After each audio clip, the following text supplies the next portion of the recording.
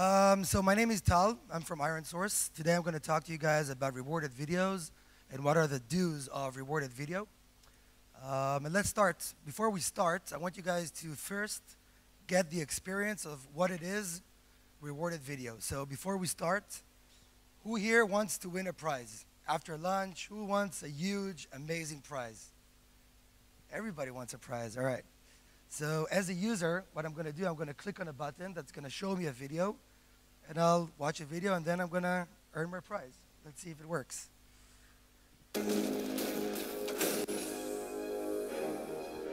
So again, as a user, I click on a button to watch a video. I watch a video, it's usually 15 to 30 seconds, full screen HD. To protect your alliance. Build walls twice as high as you need. Build fast and defend faster.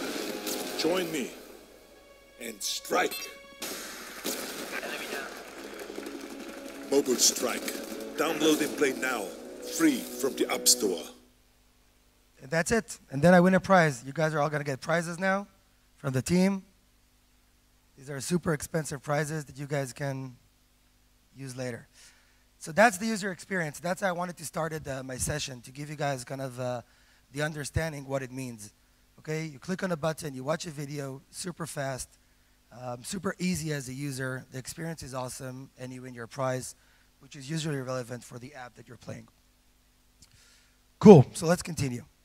Cool, guys, so these are kind of the elements that I'm going to talk about during my session when we're talking about rewarded video. I'm going to talk a little bit about the product side, so we all get a good understanding what it means, what does the product look like.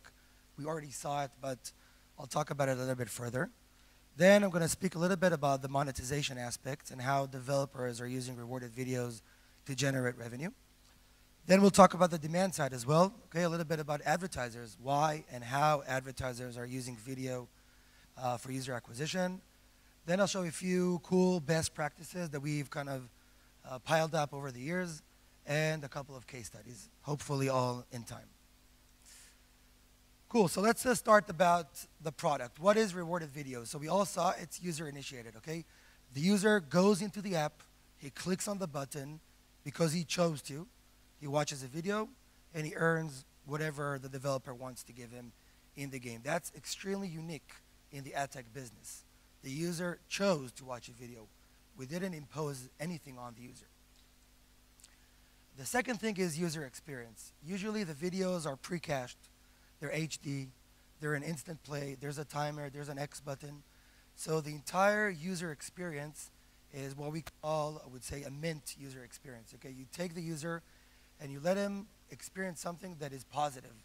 And it's not, I don't know, maybe something that kind of interrupts the gameplay. He chose to do it, and you give him a very good UX. Rewarded content, so user's time equals items, currency, money, however you want to look at it, which is super important. Users know I'm going to watch a video. The user knows I'm going to get something in return. Product integrity, a super, super important point on the product side. There's a lot of SDKs out there, a lot of companies, at least 10 different companies that do rewarded video that you can rely and you can feel very comfortable with using their SDK. These are companies that have been out there for a long time, SDKs that are mature, and the product is, by now, safe to use, okay, which is important. I'll talk about it later.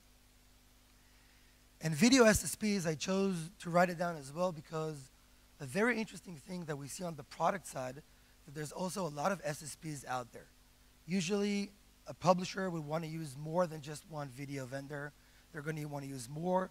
They're either going to build an SSP on their own or going to use a third-party SSP like Iron Sources, Fiber, Fuse, Mopub, AdMob, and so on. So that's on the product side. Just a little bit of background. How does the product look like? Now let's talk about the monetization side. The monetization side, I'll start with top developers. Looking at all the top developers, they're all using rewarded video. Go to App Annie, look at the top 100. At least 70%, 80% of them are going to have rewarded video inside their apps, which is something extremely unique. They're not all of them are going to have different ad units, but rewarded videos, they will, which is something also, like I said, extremely unique.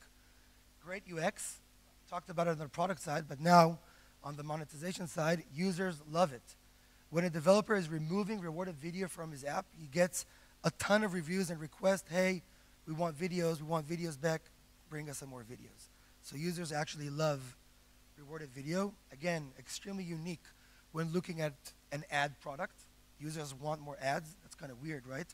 Not with rewarded video. Significant dollars. eCPM and fill rates are significant, and developers are making significant, substantial revenue with this product. That's why they're using it as well. And video vendors, there's a ton of video vendors, like I mentioned before. Each publisher can go and choose from 1, 2, 3, or 10 vendors in his game that he can use, which is something also extreme because we don't see how other ad units or ad products in the market are kind of booming and exploding like rewarded video. Every company in the market that does ad tech goes into rewarded video as well, which is something, again, unique. When we're trying to think like a monetization manager, and again, it's an after lunch session, so I'm going to ask you guys some questions to keep you guys alert. So if you guys were a monetization manager, what would be important for you guys? Okay, think like a monetization manager. What's important?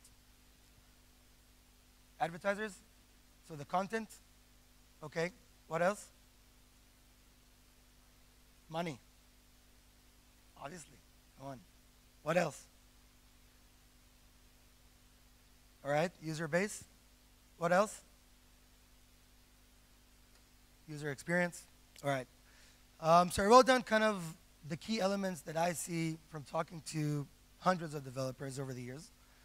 And I think the first and most important thing is the user experience. That's the most important asset that the publisher or the developer has, and you said it as well, user base. And usually the developer is going to think first about the user. What's important for the user? What's going to keep the user coming back to the game and playing my game or using my app, whatever application it is. And that's the most important thing. The second thing is IAP. Okay, developers are building their entire economy, their entire funnel for the user to reach out to his wallet and pay. Okay, and that's probably the most important thing. If you're adding a third-party product into your game that's going to harm IAP, it's usually a big no-go. Okay, and that's why it's so important. Technology. Okay, looking at third-party SDKs or plugins, is it going to crash my game? Is it going to jeopardize my entire business? Okay, and if it will, they will never ever use or add anything into their game. Performance, eCPM and fill rate. And last but not least, according to what I think, is revenue. Okay, money. Developers are going to use third-party tools, third-party SDKs, but only after they answer all these. And then, if it also makes them a ton of money, that's awesome. But they're not going to jeopardize the user base or the product integrity or IAP for ad-based revenue. They're not. And that's from our experience. And why am I saying all this is because video basically answers all these elements. That's what we see with video. The user experience is awesome. It doesn't harm IAP. The technology is solid and mature. Performance is there, and revenue is significant. You can make a lot of money with video.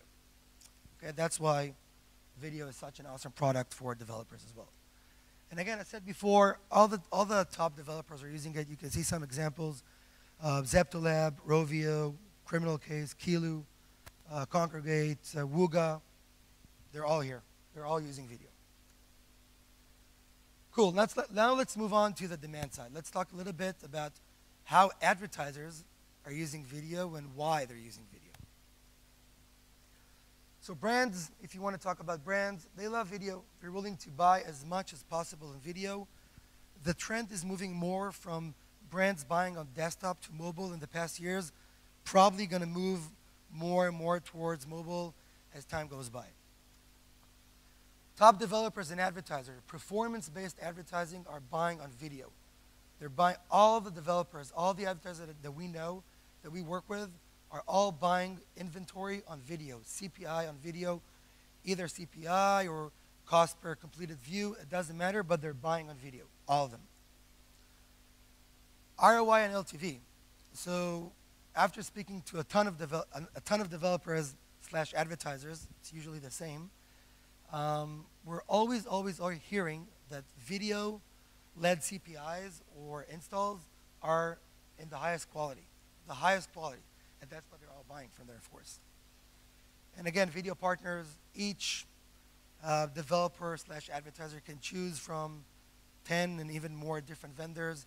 He can buy from Unity, from Vungle, from Iron Source, from AdColony, and so on and so on and so on. The list is huge, and they all have amazing quality, amazing volume, and so on.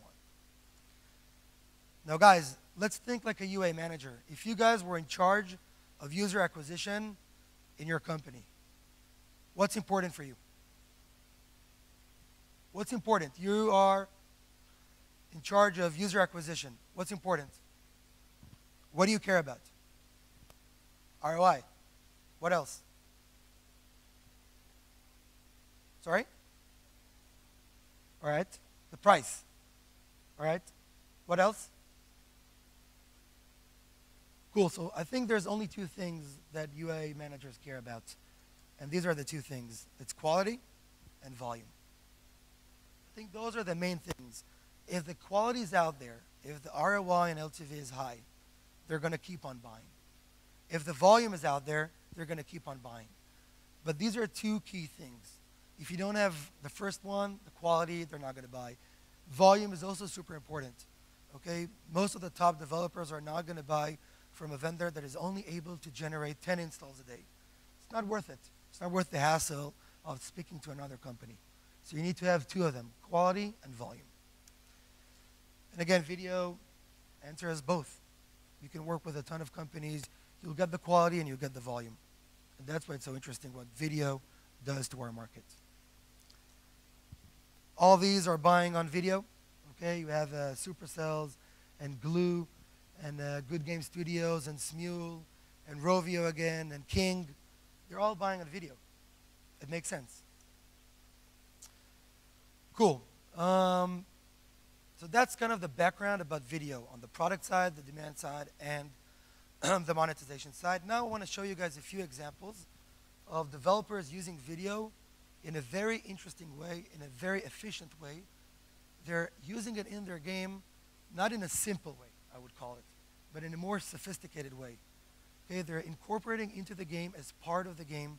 They thought a lot about where to place what we call the traffic driver, which is the button that the user clicks on and takes him to the video. And they're doing a really great job.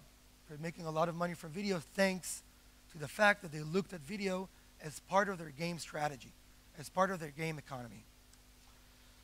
First example, keep reward relevant.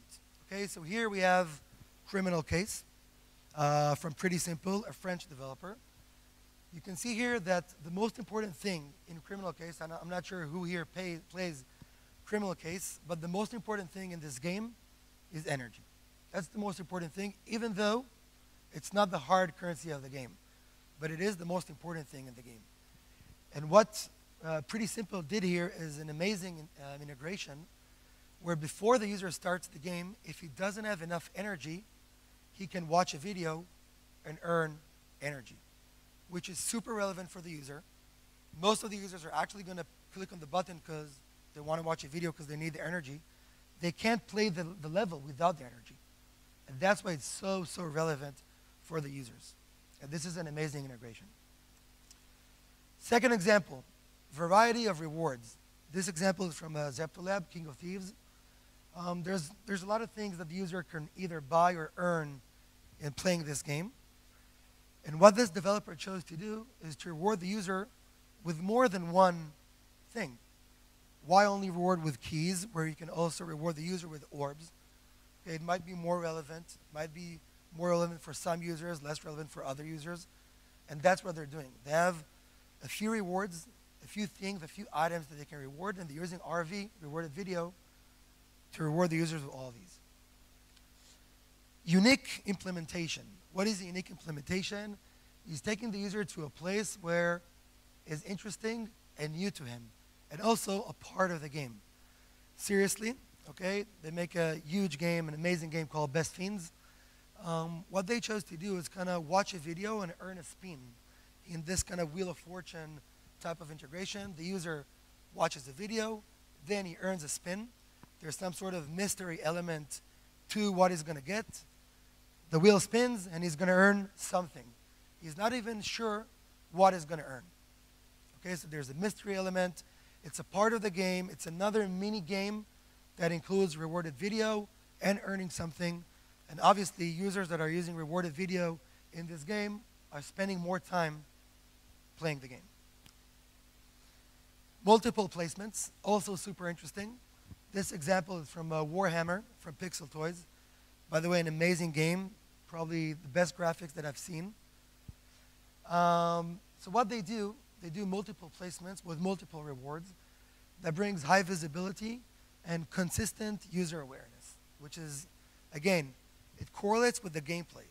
So they have a few cool things that they do. The second example here is a pre-level boost. So before you start playing the game, you can earn something that is called a blessing. And it's going to improve your gameplay in the next session. You're going to have a better session by watching video. Last example that I'm going to show you guys in the best practices is an in-game integration. Bullet Boy, Congregate here. You disqualified, okay? You, for some reason, you got killed in the game. And they give you an option to either watch a video and continue from the same point, or pay with whatever items they charge to continue from the same point. Okay, so it's part of the game. The users are heavily engaged, and the developer is giving them the option, watch a video, continue from the same place. Okay, so it's inside the game, it's in the game flow, and it's also a great integration and a great example. Next thing that I'm going to show you guys is a short case study, which we call Exponential Rewarding from NetDoppler. What this example here comes to show you guys is an example for a developer that had a problem. Their problem is they understand that they can't reward a user in level 1, let's say 20 gems, and a user in level 20 also 20 gems. It's not relevant for a user in level 20, because in level 20 you need 20,000 gems in order to do something, right? So what they did is a very interesting mechanism we call exponential rewarding, which they created segments, okay? And they did segmentation for different users, and they're also rewarding different amount of currency for different users. Again, this is not a simple integration. They look at our rewarded video as part of their game economy, and they incorporate it into the level and the progress of the users, which is a very interesting thing to see. The results were amazing, up to 40% engagement rate, which is extremely high in market standards. I'm going to skip the next example because we don't have time. I'm going to leave some time for questions. I'll go directly for the summary. Just another case study of what rewarded video does to your game. The summary is great thing. Cool. So let me summarize kind of the essence of my session. So I'll start with everybody loves it. Everybody loves video. The advertisers, they love video. They're going to buy more and more in video. They have the volumes and the ROI is there. Developers love it because users love it. Okay? Again, a very unique thing in our market. Everybody likes ads. Weird, right? Not with rewarded video. Best practices. So using RV is an art. Okay? Usually when a developer looks at RV as something, I would say straightforward, and I'm just going to add it somewhere in the game, it's not going to yield the best performance that you can yield. Okay, and you can use it in a smart way as part of the game, and I showed you some examples. And the last thing is goal-oriented performance, meaning I'm going to use rewarded video for a reason. I'm going to use it because I want more retention, better retention. I want to improve IAP. I want to make more revenue. I want to increase engagement rates. I want to increase session length, and so on. And you actually measure those KPIs after you add rewarded videos. And if you're not hitting them, you need to think, what should I change in my integration in order to hit those? And you can hit those. All those examples that I've showed you guys are definitely hitting those KPIs. That's it. Questions, guys? We have 5 minutes. So my question is, what is the ideal amount of rewarded video that you can show per user per day? All right. And why is that? Great question. So I'll put it under the category of capping, frequency capping. That's how at least we call it. It actually changes from developer to developer. So I can't give you the best answer right now. I can tell you that usually we see a cap of 5 to 6, usually not more than 5 to 6. And again, it's part of using rewarded video as an art, integrating it, and then A/B testing and seeing what's going to be the effect of each frequency capping. So you can have ABC testing. One segment will have 2, 1, 5, and 1, 10, and see what's going to be the implication, what's going to be the revenue, session length, is it going to harm other KPIs in the game that you might not want to harm, and then find the right balance and set it up. You can either set it up on your end, on the vendor's end, on the SSP end. There's a lot of ways of setting the frequency cap. But I would say the best thing to do is either to compare with another similar game, learn from them what works for them, or do an A, B, C, D, and so on test to see what really works best. Hi. Do you see a difference in user behavior between users from iOS and Android?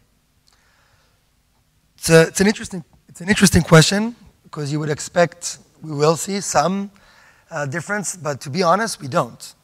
Actually, not only that we don't, also the eCPMs are not that different between iOS and Android. On iOS, they are a little bit higher, but not as high as you would expect as well. So we don't see, in terms of the performance or the user behavior, a huge difference. And it's something that we're trying to track all the time to know how to tweak iOS compared to Android. And we always end up with, it actually behaves the same. Guy, thank you so much for joining my session. I hope after lunch was easy for you guys. Thanks so much.